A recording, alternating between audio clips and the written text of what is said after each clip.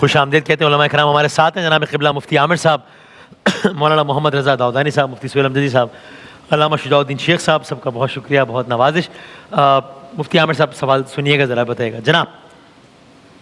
Hello السلام علیکم. میرا سوال یہ ہے کہ میرے دانتوں میں جو ہے نا وہ تھوڑی کمزوری رہتی ہے, وہ دانتوں میں سے خون آتا ہے. تو سوال یہ ہے کہ اگر روزہ ہو اور انسان نماز پڑھ رہا ہے اور پہلی رکعت میں ہے اور دانتوں میں سے جو ہے خون آ جائے تو پھر انسان کیا کرے, کیونکہ وہ خون اندر بھی نہیں لے سکتا کیونکہ روزہ ہوگا, اور نماز بھی نہیں چھوڑ سکتا کہ وہ باہر صحیح پھینکے, تو اس صورت میں کیا کرے انسان؟ صحیح جناب. بسم اللہ الرحمن الرحیم. بہت شکریہ وسیم بھائی. دیکھیں, دانتوں میں سے اگر خون آئے اور اگر وہ تھوک پر غالب ہو جائے تو ویسے بھی وضو ٹوٹ جاتا ہے, اور اگر تھوک پہ غالب نہیں ہوتا ہے تو پھر ایسی صورت میں وہ تھوک کے حکم میں ہے, نہ وضو ٹوٹتا ہے نہ روزہ ٹوٹتا ہے. اچھا صحیح. لہٰذا اس بات کو روزے کے دوران, اگر روزے سے پہلے ان کا مشاہدہ تھا کہ وہ اتنا زیادہ آتا ہے کہ تھوک پہ غالب ہو جاتا ہے, یعنی ان کا مرض اتنا زیادہ ہے, تو ظاہر سی بات ہے کہ پھر ان کو اس موقع اور مناسب موقع کا انتظار کرنا پڑے گا کہ جس میں ان کو تھوک کم آتا ہو, خون کم آتا ہو, اس وقت وہ نماز پڑھیں گے. اور اس صورت میں پھر ان کو یہ اندیشہ نہیں رہے گا کہ کیا میں نگل لوں گا تو روزہ ٹوٹے گا کہ نہیں. باقی حالت میں ظاہر سی بات ہے کہ وہ روزہ اپنا بچانے کے لیے نماز کے علاوہ حالت میں تو تھوک پھینک سکتے ہیں اور دیکھ سکتے ہیں, تو اس سے ان کو کوئی مطلب حرج نہیں پیدا ہوگا. ٹھیک ہے, ایک اور سوال سن لیجیے گا, پھر داؤدانی صاحب آپ دونوں کا فقہ جعفریہ کے اعتبار سے بتا دیے گا. جی سنائیے, اگلا سوال سنائیے. السلام علیکم. وعلیکم السلام. میں کراچی سے بات کر رہی ہوں. میرا سوال یہ ہے زکوٰۃ کے حوالے سے کہ بہت بار یہ کہا جاتا ہے کہ آپ کی کمائی جو ہے وہ اوپر کی کمائی ہے, یا آپ کی کمائی جو ہے وہ اس لیے جائز یا ناجائز کے زمرے کا جب بات آ جاتی ہے تو جو جائز ہے جیسے تنخواہ آتی ہے یا کسی اور طریقے سے آتی ہے اس پر آپ کی زکوٰۃ جائز ہے, اور جو سود آپ اٹھاتے ہو یا پھر اوپر سے کوئی چیز آتی ہے یا غلط طریقے سے آپ کوئی چیز کما رہے ہو تو اس پر زکوٰۃ جائز نہیں. تو علماء اکرام اس بارے میں کیا بتاتے ہیں؟ یعنی سود کے ذریعے کمائے ہوئے پیسوں پہ زکوٰۃ جائز ہے یا آپ بتا دیں؟ ویسے تو جائز نہیں ہے اگر سود کے اوپر زکوٰۃ دے رہے ہیں تو, اگر زکوٰۃ دے کے کریں گے کیا, مجھے یہ سمجھ نہیں آتی کہ سود کا مال پڑا ہوا ہے وہ تھوڑی کو زکوٰۃ دینے سے پاک ہو جائے گا, حلال ہو جائے گا. فقہاء نے صرف اتنا, اگر اس کے پیچھے سوچ یہ ہو کہ بھائی ایک تو غلط کام کر رہے ہیں اس کے سود کا پیسہ, دوسرا نہ کریں, کم زکوٰۃ دے دیں تو مطلب دیکھیں کسی ناپاک چیز سے آپ اگر کسی چیز کو صاف کرنا چاہے تو وہ صاف ہوگی نہیں. صحیح ہے. اس کی مثال علماء اکرام نے یہی دی ہے. صحیح ہے کہ آپ حرام پیسے سے صدقہ کرنا چاہے, نفلی بھی, فرض تو دور کی بات ہے, تو اس کا کوئی فائدہ نہیں ہے.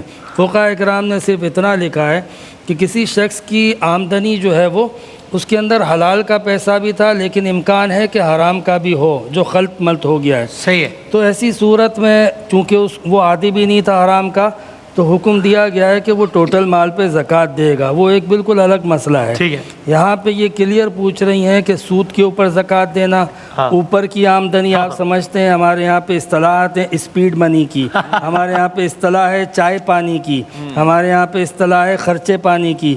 یہ سارے رشوت کے دوسرے نام ہوتے ہیں. یقیناً بہن نے ایک مسئلہ پوچھا ہے, وہ یقیناً اس میں ملوث نہیں ہوں گی, لیکن اللہ تعالی ہم سب کو حلال کی توفیق عطا فرمائے, حلال پہ اکتفا کرنے کی توفیق عطا فرمائے, حرام سے بچائے, اور حرام کے مال سے آپ کسی کا بھلا نہیں کر سکتے. بالکل صحیح. داؤد صاحب آپ ایک سوال سن بھی لیجیے گا, اس کا جواب دے دیں, اور پھر اگر ان مسائل میں کچھ اضافہ ہو یا فرق ہو فقہ جعفریہ کے اعتبار سے تو بتائیے گا. جی سنائیے گا بیٹا, اگلا سوال سنائیے گا. السلام علیکم. وعلیکم السلام. بھائی امید کرتا ہوں ٹھیک ہوں گے, اللہ پاک کا کرم ہوگا. بھائی میرا ایک سوال ہے, عالم دین سے پوچھنا چاہتا ہوں کہ کیا انسان روزے کی حالت میں کسی کو بلڈ دے سکتا ہے؟ صحیح. حالت روزہ میں بلڈ ڈونیشن دے سکتے ہیں. بسم اللہ الرحمن الرحیم. بلڈ ڈونیشن دینے میں اٹ سیلف پرنسپلی کوئی اعتراض نہیں ہے. اتنی کمزوری نہ آ جائے کہ انسان کا روزہ رکھنا اور اس کو کنٹینیو کرنا وہ مشکل ہو جائے. اس صورت میں کراہت کا ایک پہلو آتا ہے, حرام پھر بھی نہیں ہوگا. صحیح ہے. ٹھیک ہے. دوسرا مرحلہ جو تھا وہ ظاہر کے سود کے حوالے سے جو مفتی صاحب نے ارشاد فرمایا اس سے اختلاف کی کوئی گنجائش ہی نہیں ہے کہ جو سود لے رہا ہے وہ اللہ اور رسول سے اعلان جنگ تو کر چکا بنص قرآنی, اور اس کے بعد ان تمام تر چیزوں سے، ہیلوں اور بہانوں سے وہ کام تو صحیح نہیں ہو جائے گا، اور نہ ہی اس کا کوئی ثواب بھی ملے گا. اس لیے کہ فرض کیجئے کوئی بھتہ وصول کرتا ہے اور پھر اس میں سے ہی کچھ پیسے جو ہیں وہ غریبوں میں تقسیم کر دیتا ہے، ڈز ناٹ مین اینی تھنگ، اس کا کوئی مطلب نہیں ہے. اور اس کے بعد جو تیسرا وہ سوال تھا جو دانت، حالت نماز ہے اور روزہ ہے اور دانت میں خون آ رہا ہے، تو روزے میں اگر خون اگر آ جائے تو اس سے روزہ باطل نہیں ہوتا ہمارے یہاں، یعنی روزے کے بطلان کا تو اس سے کوئی تعلق ہی نہیں ہے. بے شک اگر وہ غلطی سے نگل بھی لے، اس کو غلطی سے اگر نگل لے تو بھی باطل نہیں ہوگا روزہ. غلطی سے تو کچھ بھی اگر وہ نگل لے تو باطل نہیں ہوگا. لیکن یہ کہ یہ خون جو ہے جب تک وہ جانتے بوجھتے حلق سے نیچے نہیں جاتا ہے تب تک بہرحال اس کا روزہ باطل نہیں ہوگا. تھوک میں اگر مل کر اگر جاتا ہے تو جیسے مفتی صاحب نے ارشاد فرمایا وہی حکم رہے گا کہ پھر اس کو خون نہیں مانا جائے گا. وہ ایک اصطلاح استعمال ہوتی ہے استہلاک، کہ وہ اس کے اندر گھل مل کر ختم ہو گیا، لہٰذا اس کو خون کے حکم میں ہی نہیں لیا جائے گا. یہ اسی صورت میں ہے کہ جب دہن کے اندر یہ معاملہ پیش آئے. ظاہر ہے کہ باہر کا معاملہ الگ ہے، وجود کے اندر جسم کے اندر کا معاملہ الگ ہے. مطہرات کی ایک بحث ہے کہ جس کے اندر ایک چیز یہی شمار کی گئی، عین نجاست کا زائل ہو جانا بعض صورتوں میں وہ طہارت کا باعث ہوتا ہے. اس کا ایک مورد یہ بھی ہے. پھر اس کے بعد تیسری بات آتی ہے کہ نماز کے دوران کیا کیا جائے گا. نماز کے دوران بہرحال اگر وہ خون باہر آ گیا اور اس کے وجود سے باہر، یعنی زبان پر سے وہ ہونٹ تک آ گیا ہے یا رخسار تک آ گیا ہے، تو اس صورت میں تو بہرحال فقہا نے جو احتیاط کا پہلو بتایا وہ یہی ہے کہ پھر اس کو نماز درمیان میں منقطع کرنی ہوگی اور پھر پاک ہونے کے بعد پھر وہ نماز کو انجام دے. خون اگر باہر نہیں آیا اندر ہی ہے لیکن اس کی مقدار اتنی زیادہ ہے کہ وہ تھوک میں شمار نہیں ہو رہا، ڈومیننٹ ہے وہ، اور نماز پڑھ رہا ہے بندہ، اگر وہ اس طریقے سے بھی نماز پڑھ سکتا ہے، یعنی اگر پڑھنا ممکن نہیں رہا، اگر صورت بتا رہے ہیں نا کہ اتنا خون اندر ہے، اس کے بعد وہ ذکر کر پائے گا، کیسے کرے گا، قرات کر پائے گا. اگر یہ سب کچھ کر سکتا ہے اور اسی طریقے سے فرض کیجئے کہ ہم اس تصور کرتے ہیں کہ آخری رکعت تھی اور رکوع سے بھی وہ کھڑا ہو چکا تھا، تب اس کو اس بات کا احساس ہوا، اب اس کے بعد 2 ہی سجدے کرنے ہیں، تشہد اور سلام پڑھنا ہے اور اس کے ساتھ نماز مکمل ہو جائے گی. وہ مینیج اگر کر سکتا ہے تو صرف اس کی وجہ سے اس کی نماز باطل نہیں ہوگی. اچھا، صرف اس عمل کی وجہ سے نماز باطل نہیں ہوگی. ٹھیک ہے، صحیح ہے. مفتی سہیل صاحب ایک ذرا فقہی پہلو سے بتا دیں، پھر میں شجاع بھائی سے یہ آرگنس کو ڈونیٹ کرنا، یہ تو بلڈ ڈونیشن کی بات تو ایک الگ بس ہے نا، آرگنس ڈونیٹ کرنا اس پہ کیا فقہی طور پہ بحث ہے، اختلاف ہے یا کیا ہے؟ احناف میں کیا ہے کہ اگر کوئی شخص کہے کہ بعد از مرگ کہ بھائی میری آنکھیں جو ہیں وہ تو ویسے بھی کسی کام کی نہیں ہے، میں تو مر جانا ہے، میں نے میڈیکل سائنس آج اس نہج تک پہنچ گئی ہے کہ یہی آنکھیں کسی نابینا کو چلی جائیں گی تو وہ زندگی بھر دیکھتا رہے گا، تو ایک جذبے کے تحت میں آنکھیں ڈونیٹ، اس کی اجازت ہے یا نہیں؟ ہمارے جسم میں ہمیں اختیار نہیں ہے. معصومانہ سوال یہ تجویز اگر آپ کی خدمت میں کروں، یہ تفصیلی بحث ہے. اچھا، اگر اس کے لیے آپ الگ پروگرام کر لیں، اسی کے اندر کر لیں، کل کر لیں، پرسوں کر لیں، میرے خیال میں لمبی بات ہوگی اس کے اندر، یعنی ایک احاطہ نہیں ہو پائے گا. ویسے مفتی صاحب اگر آپ ایک عمومی صاحب بات، ٹھیک ہے، تو یہ وضاحت ہوگی کہ اس میں ڈیٹیلز ہیں اس کی اپنی، تو ٹھیک ہے، ایک عمومی کو جواب دینا چاہیں تو. بسم اللہ الرحمن الرحیم، صلی اللہ علیہ وآلہ واصحابہ وبارک وسلم. قرآن کریم میں ایک آیت کریمہ ہے 5ویں پارے میں، ٹھیک، ان اللہ یأمرکم ان تؤدوا الامانات الی اہلھا، کہ بے شک اللہ تعالیٰ تمہیں حکم دیتا ہے کہ اپنی امانتوں کو جہاں پر لوٹانا ہے امانت کی جگہ لوٹاؤ. ٹھیک ہے نا، امانت میں خیانت نہیں کرنے. صحیح ہے. جہاں بہت سی چیزیں امانت میں خیانت کے زمرے میں آتی ہیں تو وہاں یہ بھی چیز ہے کہ ہمارا کوئی عضو ہمارا نہیں ہے، ہمارا پورا وجود اللہ تبارک و تعالیٰ نے ہمیں امانتاً عطا فرمایا. اسی لیے تو وہ فرماتا ہے نا کہ نماز پڑھنی ہے، بھائی نماز پڑھنی ہے، روزہ رکھنا ہے، ماہ رمضان روزہ رکھنا ہے. ٹھیک ہے نا، ہم اپنے وجود کو اس کی اور اس کے رسول کی اطاعت میں ہی لگاتے ہیں. تو اسی لیے جب اس کا ہے ہی نہیں، مطلب ایک چیز آپ کی نہیں ہے اور آپ کہتے ہیں کہ ہاں بھائی یہ چیز میں دے رہا ہوں، تو لوگ کہیں آپ سے کہ یہ چیز آپ کی ہے ہی نہیں ہے، بھائی جان آپ مالک ہی نہیں ہیں، آپ کہاں سے دے رہے ہیں، آپ کو کس نے حق دیا؟ تو اسی طریقے سے چونکہ انسان جو ہے وہ اللہ تبارک و تعالیٰ کی امانت ہے، تو اسی لیے حکم ہے کہ جب یہ انتقال کر جائے تو ایز اٹ از اسے زمین کو لوٹا دیا جائے، سپرد کر دیا جائے.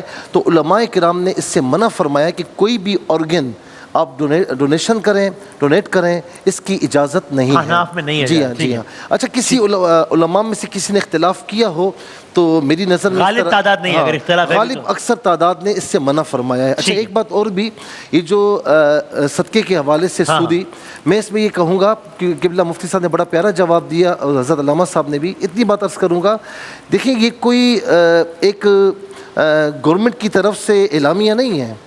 اپرچونٹی نہیں دی جا رہی کہ جی آپ کے پاس جتنا پیسہ بلیک ہے آپ یہ کام کریں اور وائٹ کر لیں. اللہ کی بارگاہ میں ایسا نہیں ہے. جی جی جی, کوئی اسکیم نہیں ہے. اللہ کی بارگاہ میں ایسا نہیں ہے. اس کو وائٹ وہ کبھی نہیں ہو سکتا. بس اللہ کی بارگاہ میں توبہ کیجئے اور جو پیسہ آپ کے پاس بلیک ہے وہ آپ چھوڑ دیں. یہی اس کا طریقہ ہے, اس کے علاوہ کوئی اور طریقہ نہیں ہے. میں بہن کو اپریشیٹ کروں گا کہ انہوں نے سوال کیا ہے اور حقیقت جاننے کی کوشش کی ہے. بالکل صحیح. شجاع صاحب ایک سوال میں نے آپ سے اور ہی پوچھا, نہیں پہلے اسی پہ بتائیں, یہ فقہی پہلو تو آ گیا, لیکن میں دیکھیں لوگ اس میں ذرا میتھس بھی کر رہے ہوتے ہیں اس پہ کہ بھائی ایک نیکی کا مطلب ہے, یا ایک غریب کو دیا تو اس کا مطلب وہ 70 گنا یہ ہو گیا, تو اگر میں نے ایک جگہ سے کچھ غلط کیا ہے تو ایک برائی کا تو ایک ہی برائی ہوتی ہے, ایک نیکی کا گنا 70 مل جاتا ہے.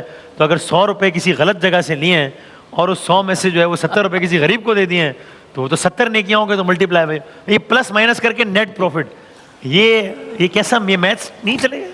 بسم اللہ الرحمن الرحیم. کبھی کبھی باٹم لائن جو ہے نا وہ زیادہ امپورٹنٹ ہوتی ہے. ایک بندے نے 50 سال زندگی گزاری, حفظان صحت کے اصولوں کے مطابق اس نے ساری غذا استعمال کی, باڈی بلڈنگ کی, ویٹ لفٹنگ کی, ارتقاء کے جسم بنا کے رکھا, اور 50 سال کے بعد اس نے ایک زہر کا پیالہ پیا. باٹم لائن کیا ہوگا؟ کیا اچھی مثال. اچھا, ہماری عقل کو ہم نیچے رکھیں گے, شریعت کا حکم اوپر رہے گا. بہت قیمتی گفتگو آ گئی, میں سے 2 احادیث کا حوالہ دے دوں. اللہ کے پیغمبر صلی اللہ علیہ وسلم نے ارشاد فرمایا کہ اللہ تعالیٰ طیب ہے, پاک ہے, اور وہ پاک ہی کو قبول فرماتا ہے. مفتی صاحب نے اشارہ فرما دی, وہ مسلم شریف کی روایت ہے, نبی اکرم علیہ السلام نے فرمایا حرام مال سے دیا گیا صدقہ وہ اللہ کے یہاں قبول نہیں ہوتا. پھر مسلم شریف کی روایت ہے کہ ایک بندہ دور دراز کا سفر کر کے پہنچتا ہے, شارحین حدیث نے بعض نے یہاں تک کہا کہ کعبے کا غلاف پکڑ کے کھڑا ہے اور ہاتھ اٹھا کر دعا کر رہا ہے, یا رب یا رب یا رب, اے میرے رب قبول فرما لے, قبول فرما لے.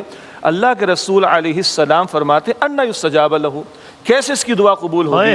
اس کا کھانا حرام کا, پینا حرام کا, غذا حرام کی, کیسے اس کی دعا قبول ہوگی؟ تو بھائی یہ جو لوگوں نے وے آؤٹ نکالنا شروع کر دیے, دن میں لوٹتا رہوں لوگوں کو, گردنیں کاٹتا رہوں, مال ہڑپ کرتا رہوں, شام میں جا کے میں 2 لوگوں کو, معذرت کے ساتھ پرانا جملہ ہے, افطار کرا دوں, یہ سارا بلیک کرتا رہوں, شام میں جا کے 2 لوگوں کو میں کھانا کھلا دوں, نہیں چلتا. اللہ کے اللہ پاک ہے, اللہ تعالیٰ پاک ہی کو قبول فرماتا ہے. سبحان اللہ, بالکل ٹھیک. یہ ایک سوال آیا ہے آڈیو کی صورت میں, لیکن میں وقت بچانے کے لیے میں ویسے پڑھ لیتا ہوں کہ یہ جہازیب صاحب نے دبئی سے پوچھا ہے, قرآن اور حدیث کی روشنی میں فضول خرچی کے بارے میں بتائیں. اس میں یہ بھی بتا دیجیے گا کہ فضول خرچی یعنی ہر بندے کی ڈیفینیشن آف فضول خرچی میں فرق بھی ہوگا نا, کہ اگر ایک کی منتھلی انکم 10,000 روپے اور ایک کی 10 لاکھ روپے, تو دونوں کا پر فضول خرچی کا پیمانہ بھی الگ الگ ہو جائے گا. انکم کے علاوہ بھی اور پہلو ہوتے ہیں نا, ایک شخص کے زیر کفالت کون لوگ ہیں, کتنے لوگ ہیں, اور کس پر کس قدر فائنینشیل رسپانسبلٹی کا معاملہ ہے. ویسے قرآن حکیم میں ذکر آتا ہے نا کہ وَلَا تُبَذِّرْ تَبْذِيرًا إِنَّ الْمُبَذِّرِينَ كَانُوا إِخْوَانَ الشَّيَاطِينِ وَكَانَ الشَّيْطَانُ لِرَبِّهِ كَفُورًا. ایک جگہ قرآن اسراف کا لفظ لاتا ہے, ایک جگہ قرآن حکیم تبذیر کا لفظ لاتا ہے.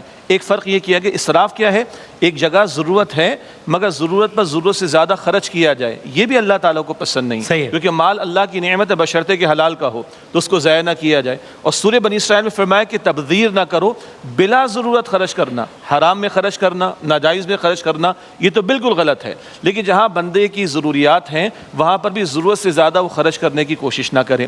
ساتھ ساتھ یہ بھی رہے کہ کس وقت تقاضا کیا ہے. بعض اوقات کوئی ارجنسی کی بات آتی ہے, کوئی دینی تقاضا بھی سامنے ہو سکتا ہے, کوئی قومی تقاضا بھی سامنے ہو سکتا ہے, تو اس وقت ہو سکتا ہے کہ اپنی خواہشات کو, اپنے معاملات کو بندہ نیچے رکھے اور راہ خدا میں مخلوق خدا پر خرچ کرنے کی کوشش کرے. تو ناجائز پر خرچ کرنا, حرام پر خرچ کرنا تو بالکل منع ہے, بات ہی غلط ہو جائے گی. پھر ہے کہ میری اور آپ کی ضروریات کیا ہیں, لباس کے اعتبار سے, کھانے کے اعتبار سے, سواری کے اعتبار سے.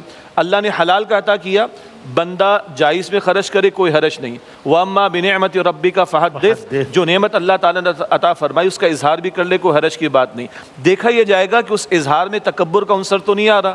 دوسرے کے پاس ہلکا دیکھ رہا ہوں, برانڈڈ نہیں ہے, ہلکا لباس ہے, تکبر تو نہیں آ رہا. یہ نیت کاؤنٹ کرے گی, اس لیے نیت بھی کاؤنٹ کرے گی. بندے کو اچھا لگ رہا ہے, پہنے کو حرج کی بات نہیں, اگر افورڈ کر سکتا ہے وہ لے, کوئی حرج کی بات نہیں. لیکن تکبر آ جائے اور دوسرے کو دیکھ کر اس کو حقیر, اپنے آپ کو برتر سمجھنا شروع کر دے, تو یہاں پر وہ جو اخلاقی پہلو ہیں وہ اپلائی ہونا شروع ہو جائیں گے. اور تکبر کا معاملہ صرف اخلاقیات کا نہیں, تکبر کا معاملہ تو کبیرہ گناہوں کے اندر شامل ہے. حدیث میں آیا کہ جس کے دل میں رائی کے دانے کے برابر بھی تکبر ہوگا وہ جنت میں داخل نہیں ہوگا. تو نعمت استعمال کرے لیکن دوسرے کو حقیر نہ سمجھے. اور ایک شکرانہ ہے کہ اگر اللہ نے نعمتیں زیادہ دی ہیں تو مخلوق خدا کو بھی اس نعمت میں شامل کرے. کیوں؟ جو ہم استعمال کریں گے اس کا جواب دینا ہے. ثم لتسألن یومئذ عن النعیم، اور جو لگا دیں گے انشاءاللہ تعالیٰ اس کا اجر ملے گا. ہے واہ واہ سبحان. بہت شکریہ، بہت نوازش تمام علماء کرام کا. انشاءاللہ پھر سحر کے دسترخوان پہ آگے گفتگو ہوگی. ایک سوال یہ بھی آیا، اگر آگے بات ہو سکے تو، کہ وہ ہم ہر دوسری بات میں سنتے ہیں کہ یہ کرو تاکہ تم متقی ہو جاؤ، یہ کرو، تو یہ متقی کا مطلب کیا ہے، اس کی ڈیفینیشن کیا ہے؟ تو اس میں بھی اگر ہو سکے تو ہم بات کریں گے انشاءاللہ. وقفے کے بعد دوبارہ حاضر ہوتے ہیں انشاءاللہ.